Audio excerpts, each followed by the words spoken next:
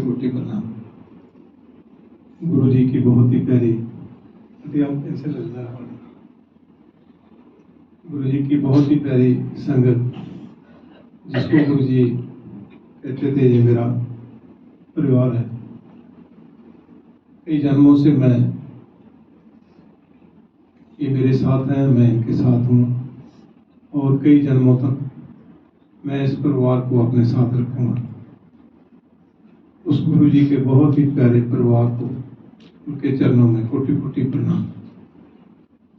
दर्शन पासिए गुरु के, जन्म मरण दुख जाए। एक गुरु जी के दर्शन जब हम दरबार में आते हैं, दर्शन से ही गुरु जी के जन्म मरण के दुख कट जाते हैं। फिर हम जिस दरबार में हैं, जैसे पहले भी सब पुरानी संगत जब दरबार में बैठती थी, आज भी वैसा ही दरबार है।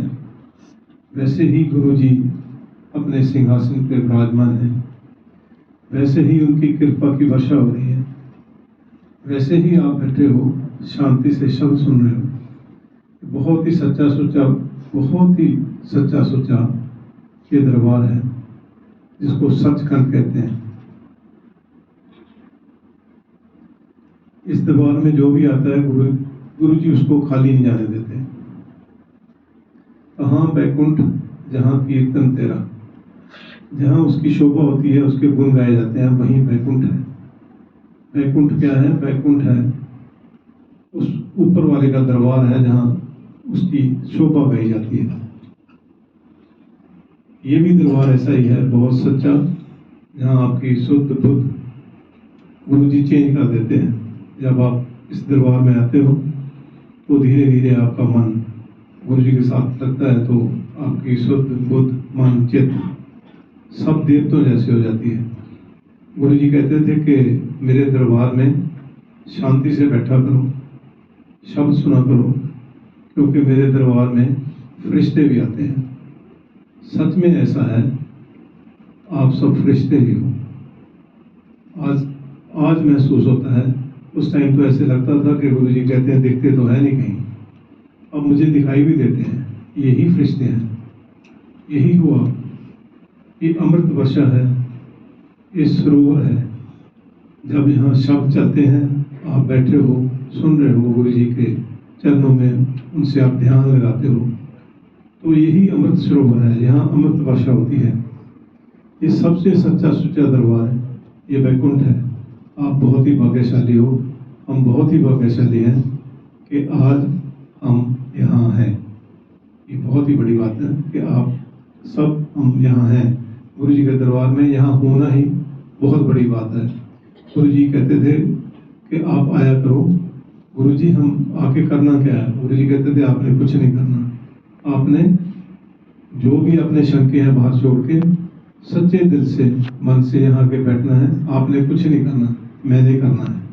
और सच्ची बात है, गुरु जी ने ही करना है।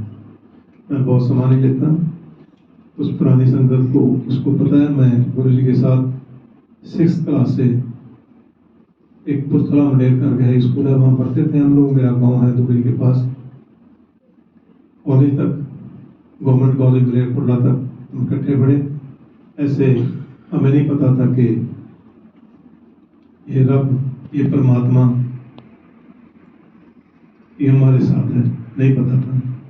हम तो अब भी भूल ही बख्शाते रहते हैं। आप कोई कहते हो आप पाठ पूजा करते हो, मैंने कहा हम तो भूल ही बख्शाते हैं गुरु जी। हम जब आपके साथ थे तो आपको पता नहीं क्या क्या कहते थे, क्या क्या बोलते थे। अब तो यही मंत्र जाप है हमारा, बख्श लो गुरु जी, बख्श लो। जब रात को उठते हैं, सुबह उठते हैं, क्योंकि गुरु जी ने किसी को बताया ही नहीं था। हमें नहीं पता था कि आप नारायण कलाधार जग में भर भरे हो। हमें नहीं पता था कि नारायण है। वो तो धीरे धीरे गुरु जी की जब मेहर हुई, जब गुरु जी के लोगों को ब्लेसिंग आने लगी, तो हम भी मानने लगे। हम नहीं मानते थे पहले। गुरु जी कहते थे कि गुरु जी को कहते थे कि गुरु जी हम कई बार नहीं आ पाते, लेडीज होती हैं घर में, बिजी होती हैं, किसी का इन बंदा नहीं आता, लेडीज जाती थी गुरु जी के पास। गुरु जी कहते थे अगर परिवार से एक भी आ गया तो पूरे परिवार के लिए मेरी ब्लेसिंग है उसके बाद। जरूरी नहीं कि काम का छोड़ो, कहते काम आपका पहला है, बच्चे पढ़ाने हैं, आपके और गृहस्थी के काम है। अगर आओगे मेरे पास तो परिवार के लिए ले जाओ, मैं सबको ब्लेस करूँगा, सच्चे दिल से आना। और एक बात और जो गौतम अंकल ने मुझे बुलाए बताने के लिए, इसी से रिलेटेड है कि जब हम यहाँ आते हैं सब याद करो कि हमें कुछ, जैसे मैं आता हूँ सुबह तो मेरे जान पहचान वाले नहीं आ पाते। आज पटियाला से किसी आंटी ने आना था, मुझे कोटला से आना था, उन्होंने कहा कि आप मेरे लिए गुरु जी से ना कृपा मांगनी, कहते हैं, आपको भी कहते होंगे। जब हम घर से चलते हैं, कोई अमेरिका है, कनाडा है, बॉम्बे है, पुणे है, पुणे से भी मुझे फोन आता है, यहाँ संगत आई थी, आप दरबार में जा रहे हो तो मेरे लिए भी आपने कुछ गुरु जी से ये मिन्नत करनी कि मेरे लिए भी कृपा हो। कहते हैं हमें तुम्हारे लिए भी मांगना, तो मांगते हैं। क्या मांगने से मिलता है? मिलता है। मैं ये बताने जा रहा हूँ कि मांगने से, जब हमारा कोई रिश्तेदार, दोस्त, मित्र, कोई गुरु जी का ही परिवार, कोई बॉम्बे, कनाडा, कोई अमेरिका, कोई बेंगलोर, कोई पुणे, कहीं भी बैठा है, शायद चंडीगढ़ में बैठा हो, तो भी क्या कहते हैं, छोटी सी बात, अंकल कहाँ जा रहे हो? जा रहे हो ना? हाँ जा रहे हैं, तो मेरी भी हाजिरी लगाना। गुरु जी कहते थे मेरे दरबार में कुछ लोग हैं मगर यहाँ नहीं है, और कुछ लोग नहीं हैं वो यहाँ हैं। वो जो आपको कहते हैं कि अंकल जा रहे हो, आंटी जा रहे हो, गुरु जी के दरबार में मेरी भी हाजिरी लगाना। हम लगाते हैं ना, शायद कई बार भूल भी जाते हैं, लगाया करो। जब आप यहाँ आते हो तो उनकी भी हाजिरी लगाया करो। तुम्हारी बहन, तुम्हारा भाई, तुम्हारे माता पिता नहीं आ पाते, कई बार बुजुर्ग हैं, वो भी कहते हैं बेटा जा रहे हो तो मेरी भी हाजिरी लगाया करो, तो लगाया करो।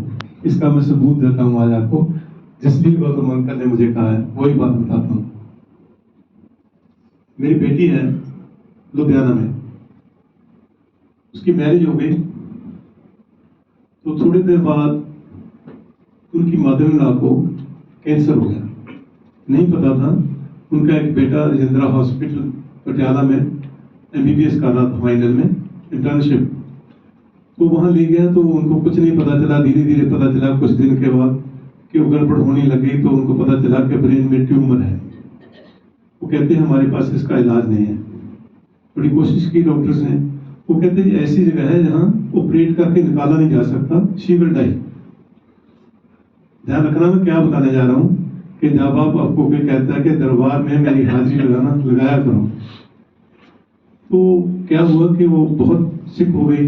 हम उनको लुधियाना लेके गए, हमारे डॉक्टर अरोड़ा थे वहाँ, एक अरोड़ा क्लिनिक माल रोड पे होते थे, आंटी जानते होंगे, he was my close friend. मैं उनके पास सुबह 4 बजे 5 बजे जाके उनको उठाया कि ये देखो ये MRI है। उस टाइम MRI पंजाब में एक जगह होती थी, ये MRI है। उन्होंने कहा भाई ये जिंदा है? जिंदा है। राजेंद्रा हॉस्पिटल में उन्होंने जवाब दे दिया कि ये 24 आवर्स में इसकी डेथ हो जाएगी। तो हम वहां से, वो कहते मेरे पास नहीं लेके आना। तो हम PMC में, जिसको Dayanand college medical college and hospital कहते हैं, मैं वहां गया। हम 2 लोग वहां गए, उनका जो न्यूरो का हेड था उनके पास गए घर, उनको दिखाया। वो कहता है ये जिंदा है? हमने कहा जिंदा है। कहता ले जाओ घर राजेंद्रा से, यहाँ मत लेके आना। मैंने कहा भी क्यों? कहता ये तो मर जाएगी विदिन 24 आवर, जिंदा नहीं रहेगी। मुझे तो लगता है अभी कैसे जिंदा है, कल से जिंदा है। मैंने कहा जिंदा है, बोलती है। उन्होंने कहा नहीं। हमने कहा भी हम तो गाड़ी लेके आ गए, इमरजेंसी के बाहर है, मैं उनके घर बैठा था। उन्होंने कहा भी ले जाओ। ऐसे कहा 2-4 घंटे 3 घंटे, जितनी देर नहीं डेथ होती है आप उतनी देर एडमिट तो कर लो पेशेंट को, कुछ ये हो जाए कि भाई हाँ मेरी कोई ट्रीटमेंट हुई है, उसके बाद ही मेरी डेथ हुई है। उन्होंने कहा हाँ ठीक है। तो हम उसने एडमिट कर दिया। मैं फिर गया डॉक्टर के घर, मेरी बेटी की मदर इन लॉ के लिए, सासू। तो हमने कहा भी डॉक्टर, मैं रोने लगा। मैंने कहा डॉक्टर बहुत अच्छी है हमारी, ये हमारे बहुत बड़ा रिश्ते थे उनके साथ, कि आप सब कुछ तो करो। सोच के वो कहने लगे भी एशिया में एक ऐसी मशीन है जो CMCH वेलोर है, Christian medical college and hospital Vellore, Chennai से 70-80 किलोमीटर आ गया है। उन्हें कहा एक डॉक्टर है वहाँ, वो मशीन से ऑपरेट करता है, वो ऑपरेट कर सकता है। हमने कहा लेटर दो, कहते नहीं लेटर की जरूरत नहीं, if you can go there, मैं कल तक इसको जिंदा रखने के लिए ट्रीटमेंट दे देता हूँ, एक डॉक्टर ले लो। हमने कहा उनका एक बेटा है, इंटर्नशिप करता है, 3-4 लोग जाओ।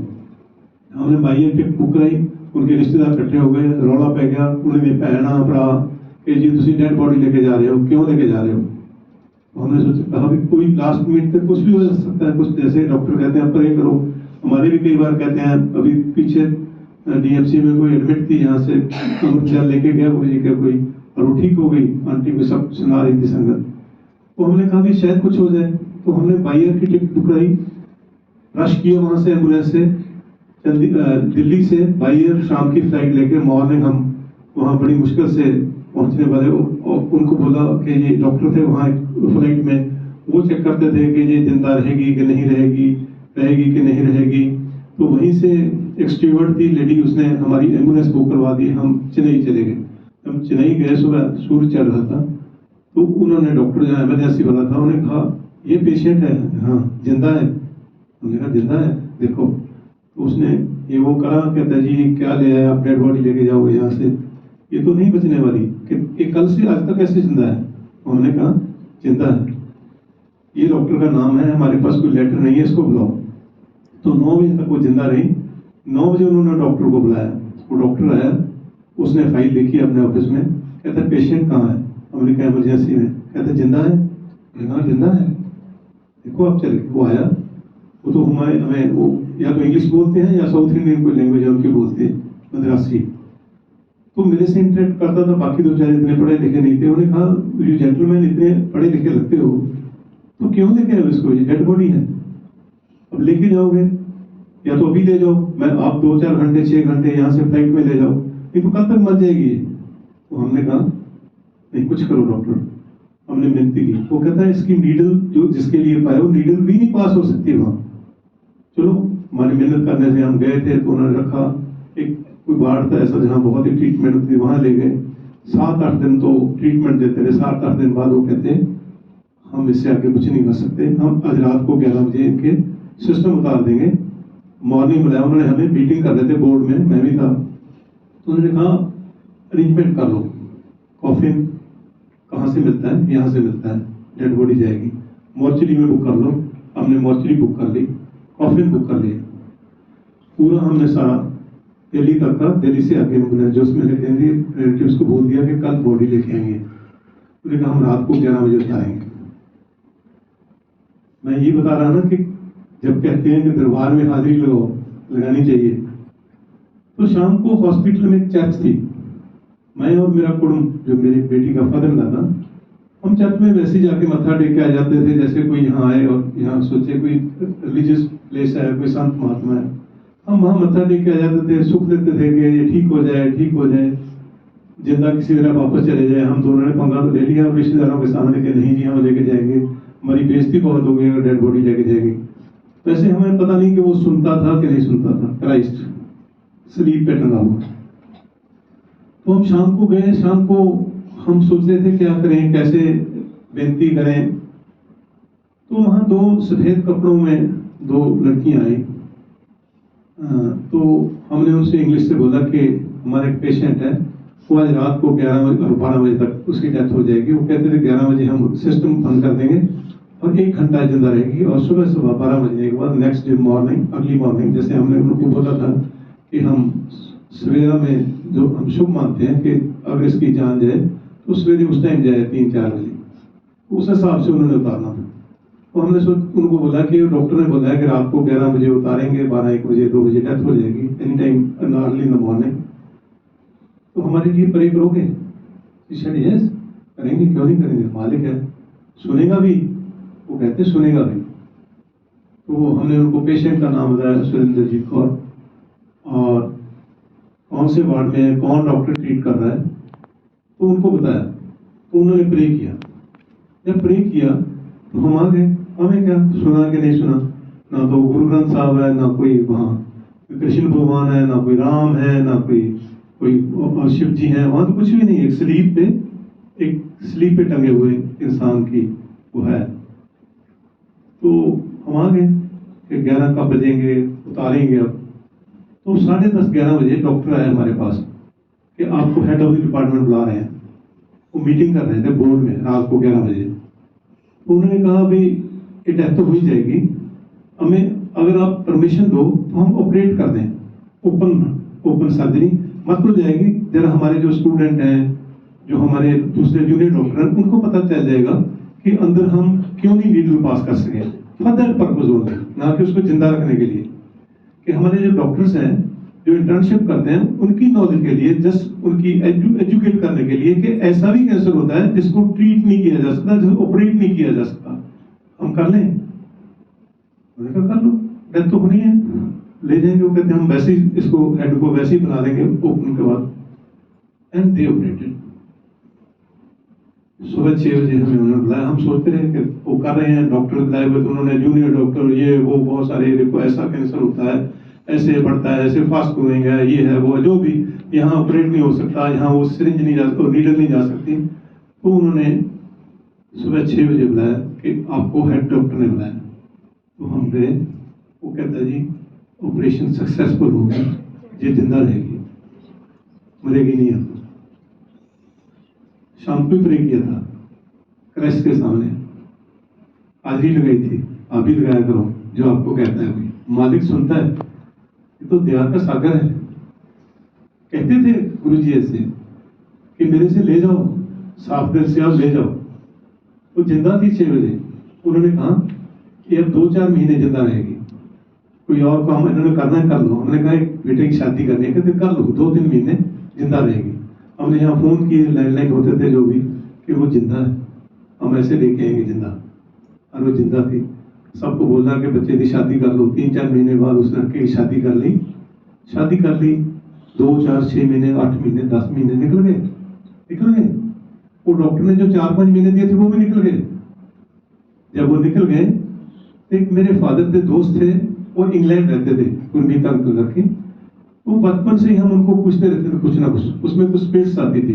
वो इंग्लैंड से आए थे, मेरा ख्याल वो 1 साल के करीब हो गया था, 8-10 महीने उसको जिंदा रहने को। जो डॉक्टर कहते थे 24 घंटे मर जाएगी। उन्होंने कहा अंकल वो सिमरन दी सत्संग लेके आइए तो कुछ दस दिन को दस देते थे, बता देते थे।